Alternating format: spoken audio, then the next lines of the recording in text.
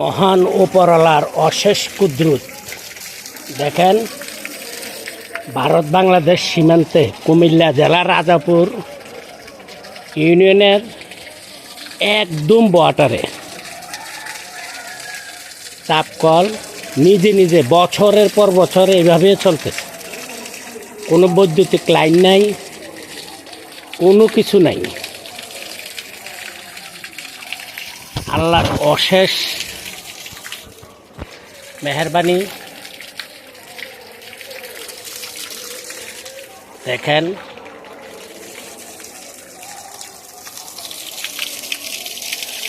একজন ওলি আল্লাহর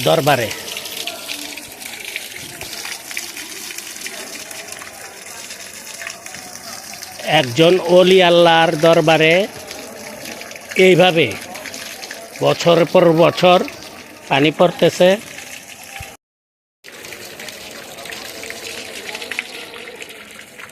একজন ওলি আল্লাহর দরবারে এইভাবে বছরকে বছর পানি পড়তেছে। কোনো বৈদ্যুতিক তার নাই। ভারত বাংলাদেশ একদম সীমান্তে তার কাটার একেবারে কাছে এই ভবানীমুড়া, রাজাপুর ইউনিয়নের ভবানীমুড়া। আপনারা আসতে চাইলে সঙ্গুচাইল বাজার থেকে